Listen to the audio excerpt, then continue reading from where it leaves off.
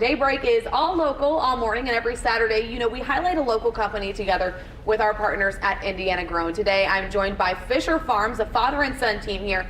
Dave and Joseph are with me. So this farm, it's certainly not new. It has been in your family for a very, very long time. So talk about how this started all those years ago. Sure. So right after the Civil War, my great-great-grandfather purchased the farm from the sheriff because the original owner did not return from the Civil War. So the home farm has been in the family now for 155 years. Now we've expanded. We're about 1,400 acres that we operate. Everybody always wants to know how many cows we have, so we have 500 mama cows across those acres. I take care of the farm. My wife, Diana, manages the day-to-day of the order fulfillment, talking with the chefs, getting the meat to them, and then our son Joseph goes out and talks to new customers and new chefs. That's incredible. 500 cows. Yeah. I can't even picture that many. But you kind of mentioned it there. You guys have started selling directly to chefs both in Indianapolis and in Bloomington. So kind of talk about that partnership and how that all kind of started. So we started back in 2004. I actually took my daughter along. We went down to Bloomington, knocked on 17 restaurant doors, got one yes.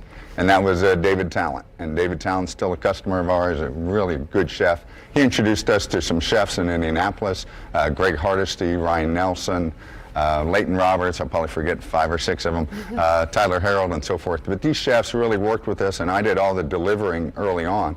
So I would deliver the meat and then get their feedback. And found out that marbling was obviously a key criteria for them, but also just the tenderness. And one interesting thing we found out was the color of the meat. If the meat was rosy red, it would be more tender. So we took that back to a farm, worked on our genetics as well as our feed program to get the marbling, the tenderness, just the overall quality, both in the steaks, but then that's also in the burger and in our other products. You want a good tender burger. You don't want a chewy burger. My mouth is watering as you're describing all of this. It sounds delicious. So kind of talk about, you said you've been doing this since 2004. Correct. So Joseph, kind of talk about how this has kind of impacted your guys' business partnering with these local chefs. Yeah, so it's been great just getting that direct feedback from them so that we can understand what they're looking for.